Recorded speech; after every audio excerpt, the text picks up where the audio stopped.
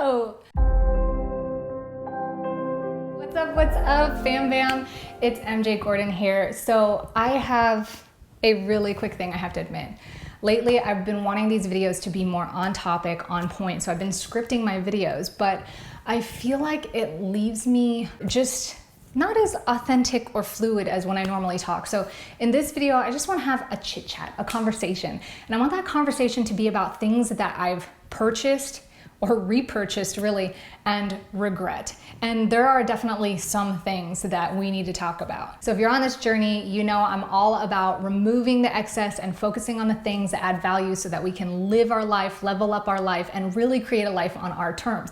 So I heavily support minimalism and the process of the everyday vacation in my course and what I teach on here. It's all about identifying the key elements, the very things that make you feel happy, fulfilled, that you want to pursue, that you're passionate about, and removing everything and letting it go. But sometimes on this journey, certain things you might think you miss or you might think sound fun again. And there's no problem, no guilt when it comes to trying new things or retrying old things. But what I wanted to do today is share with you some of the things that I've either repurchased. I think they're repurchased. Let me look at this list. They are totally mostly repurchased items that I repurchased and totally regret. So hopefully at the end of this video, you'll get some ideas, be able to assess how you feel about it, and maybe avoid some pitfalls that I went through. So let's jump right into it. The first thing that I have on my list is Oracle and tarot cards. So I'm in the yoga community. I'm interested in sustainable living and minimalism. And so it's not uncommon for people to like things like crystals or Oracle cards. And actually, speaking of both, really, the crystals as well is not on this list, but that's something that I don't purchase anymore, but am not open to purchasing them in the future. Does that make sense?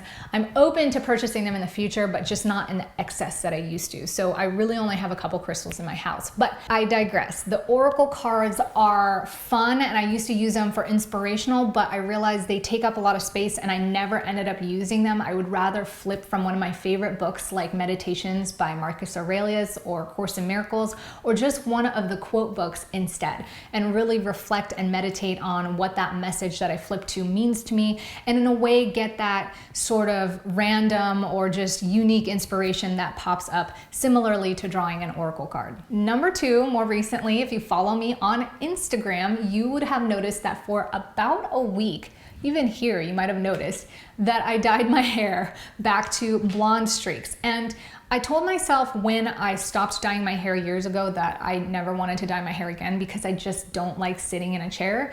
But then recently during quarantine, I thought it might be a fun little project to see if I could dye my hair myself. I cut my hair myself, I cut my family's hair, and I thought, maybe I could dye my hair. Didn't work out so well. I wasn't stoked about the process. It was time consuming, it was money consuming. I didn't like how it looked on my hair. I ended up cutting 10 inches off of my hair because I just bleached the ends like crazy and I just didn't want it there anymore. And so I regret that purchase. I should say I sort of regret it. I try not to regret everything, but I regret that purchase in a way that it was just a really good learning lesson, knowing more about me, and that's not something that I want to do.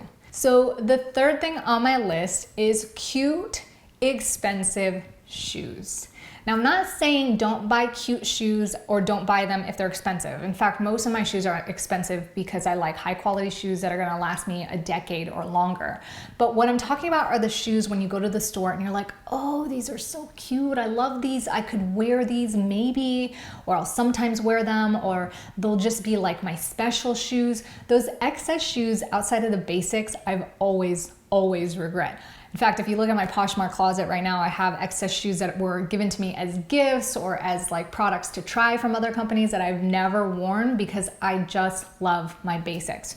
So I probably own 8 or less, I'd have to count to be sure, pairs of shoes right now. And this is the most amount of shoes I've owned in a while. And that's because I've been going to events and certain things that required nicer shoes than my regular flip-flops or boots.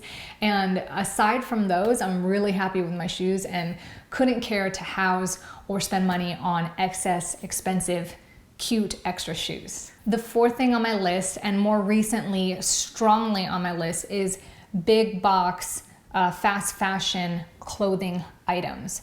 So in the last few years, I have gained consciousness or an awareness or a desire to be more sustainable, but I haven't been like head first all in. And you do the best you can, but I will say that I'm guilty of just being like, this is cheaper and this is easier. I could just go to Target and buy all these tank tops right now. So all these tank tops that you see, and they're like buy 3 for like less.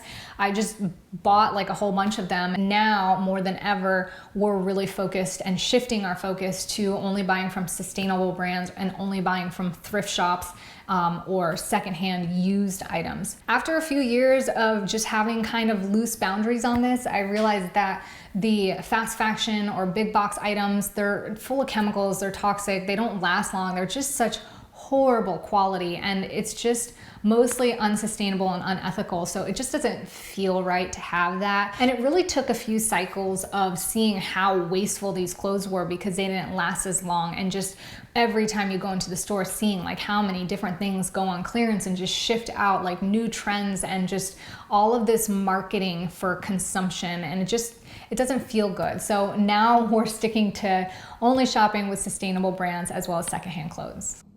So I'm in the middle of editing this video and I realized I breezed right over number 5, which is I no longer buy and regret every time I repurchase brand name fashion items.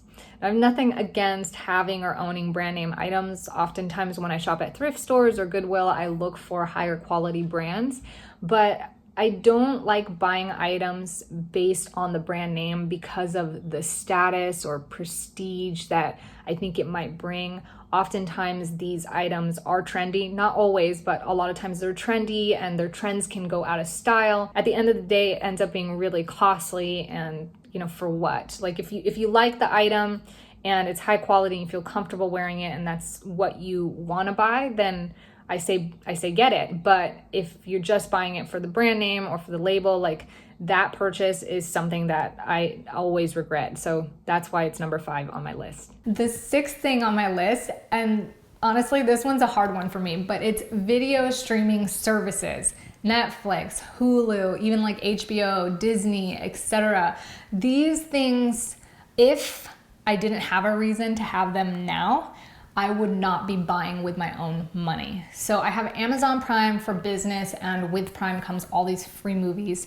I love watching documentaries and even some movies on Netflix, which come free with my cell phone service. But I've tried and I've gotten stuck buying like the extra TV channel streaming like HBO to watch Game of Thrones or like Hulu to get access to that particular show. And every single time I end up canceling the subscription before I could even finish this show, because I notice that I start to binge watch. It takes up so much of my time. There's all this emotional drama that you journey through when you go into these binge watching shows and like TV that it really changes like the dynamic of how you feel and perceive life day to day as you're moving through these shows. It also takes a lot of money. I mean, it seems cheap that, Netflix or Hulu or whatever, it's like 10 or 15 bucks a month. But when you think about that on like a long-term scale, you're talking $150 a year or thousands of dollars every several years. So I used to be a proud Netflix person several years ago when everybody was watching cable. I used to say, I don't own a TV, I don't watch TV, but I totally had Netflix. And in my defense, back then Netflix didn't have all these cool shows and movies. It was mostly documentaries and like old school movies. But I realize now that this is the new TV, Hulu, Netflix, Amazon Prime, and I would not spend my money on it. I regret it every time I try to sign up for a particular show. And so that is why it's on my list. Speaking of subscriptions, subscription boxes, I mean, this should be an obvious, and I haven't done subscription boxes since when they first got popular. But one of the things that I notice about subscription boxes is that even though the idea seems valuable, especially certain ones that you think you're gonna use, you end up getting a lot of excess stuff that you either don't finish up, don't use or don't need. And most of these items in a lot of cases are just samples, and they're loaded with brochures and like coupons and things that are trying to get you to buy more or be interested in this plethora of products that are in each box. This is with the exception of like food co-op boxes. If you're doing like farming co-ops or like subscription boxes like locally that you can pick up excess food, these are great subscription boxes to be a part of, and I love those programs. What I'm talking about is subscription boxes that you sign up online, like Stitch Fix, makeup boxes, product boxes, household items, yoga clothes, even book subscription boxes. I'm a big avid reader, but if you're gonna blow through that many books that quickly, you might as well just go to a library or get yourself a Kindle. And that leads me to the 8th thing on my list, which is meal prep services. Yes, you heard it. You know, I was a big fan of these when I first started. I was psyched out of my mind that these meals would be prepped, they would be shipped to my door, they would be mostly fresh, and I could just pop them in the oven and eat. My macros were counted out for me, my portion sizes were controlled, but eventually what I started to notice is how wasteful these services are. They're so wasteful on your money, on the packaging, on the shipping, and there's just no way around it unless you have somebody who provides this service locally that is willing to drop it off at your door, or that you can pick it up in mid-commute, either to or from work, etc. It's just not sustainable. It's not practical, and it doesn't add very much value in relation to, for example, either hiring somebody to do Instacart and deliver your groceries for you, or using a cookbook and hiring somebody to help you cook, or just taking the time to meal prep. As you guys know, my meal prep is pretty simple. I eat the same things almost all the time, just different variations of bowls, salads, and soups. And so that was my way of just kind of learning how to prep for myself. And over time, when you take the time to do that, it ends up being cheaper than shopping regular groceries, you know, American standard diet or standard American diet, ends up being cheaper than going to restaurants or even doing the meal preps at the grocery stores that are available now. Secondary, grocery stores are getting really good at catching on to this trend, and so things like Sprouts, Costco, and even Whole Foods, they start making pre-prepped dishes. And these dishes are not only cost effective, but they're so easy. Like, you literally take off the tin lid, stick it in the oven, and you're ready to go. And so ever since that's occurred, and you know, this whole process has been made aware to me, I no longer believe in meal subscription plans. Number 9 on my list is home decoratives.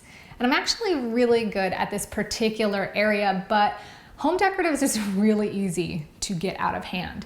You could go to Target or Ross or Marshall's or just like anywhere where there's home decoration. Like, I do it at Publix. I see like a cute little plant and a cute little pot, and I'm like, ooh, I could use this. And you end up with so much stuff. And the furniture is really, really bad, because I can't tell you how many times I'm like, I need an extra storage bin, or I could use this extra stool, it's so cute.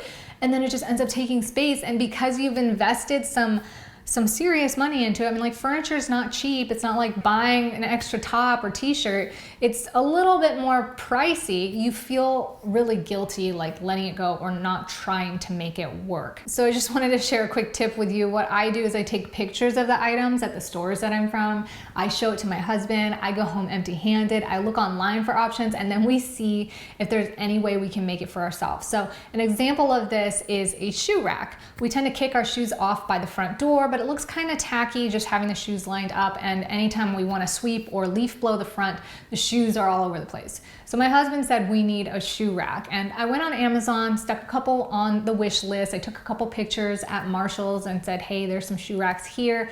And eventually my husband, who has taken on to this hobby of collecting free pallet wood around the neighborhood and making garden boxes and furniture, ended up making a shoe rack from those. So it has been a lot of fun trying to get creative and figuring out ways how to utilize this free pallet wood, also free concrete that we have dropped off, like broken concrete, and just making usable problem-solving items by upcycling these resources. So the last thing on my list is jewelry. Jewelry has become popular on Instagram. It's really easy to shop for fashion jewelry, gemstone jewelry, even cheap gold and like legit fancy jewelry, I don't know what you call it, luxury items. And I love the idea of jewelry, but what I realize is aside from having a few timeless pieces, jewelry is really annoying. Like there's another way that I could say this, and I know to each their own, everybody has their opinion, but for myself, I'm outdoors, I'm active a lot, I move around a lot, and I find jewelry really annoying, whether it's doing handstands and having my necklace smack me in the nose and face all the time, or my bracelet getting caught in my hair. I do love the look that a few of these timeless pieces can add, or just like a little flair to your personality or persona, and you know, there's nothing wrong with that, but for me, buying like different types of gemstone or crystal malas or different types of gold necklaces, they're just expensive, and then they end up creating clutter, and then you feel really guilty not using them. The cool thing is with jewelry, oftentimes it's pretty easy to sell and definitely extremely easy to gift. So ultimately my approach to jewelry now is use what I love up on it until it breaks, it tarnishes, it gets old, or you just outgrow it. Find a new home for that piece and then get another one to replace it. But I no longer have excess jewelry aside from a few timeless pieces that I own. So that is my entire list. I'm sure I'm forgetting some things here, but there are just some interesting things that have popped up, and it feels like really therapeutic to share actually, because it's almost like confessions. But to do these things is not something that you should feel guilty about. It is something that does happen when you are on the journey of letting go of the excess and trying to focus on what adds value. Sometimes it takes discovering what things truly add value for you. And if you're not willing to explore or take risks, then a lot of times this process feels boring. And when you do explore and take risks, certain things come to a big surprise. Like I was really surprised about the whole pallet wood and concrete thing. My husband has been talking about it for ages and asking people about it. And when he finally got it, I was like, what is this huge pile of rocks like in the yard? There's gonna be snakes, there's gonna be rodents, there's gonna be all kinds of, and I was just like not down for it. But when we started putting these things to use, like now it's like, where can we get more pallet wood? What are we gonna do with this concrete? And it's just like this exciting thing. So don't be afraid to give new things a try or retry old things, but take that opportunity to learn. And hopefully me sharing this with you, you learn a little bit more. If you are interested in getting started and identifying the key and core things that create happiness, fulfillment, and allow you to live life on your terms while decluttering the excess, feel free to download my free Simplify training down below. That'll help you get started or help you take inventory if you're in the mid-process of this journey. And if you like these type of videos, please let me know by hitting thumbs up and subscribe for more ways to level up your time, money, and energy and live life on your terms. Thanks so much for being here. I enjoy like every session with you is enjoyable, and hopefully you like this more fluid conversational type. Let me know if you do, or if you prefer the scripted videos, and we can stick with that. But thanks for sticking around and watching this, and I will see you in the next one. Ciao for now.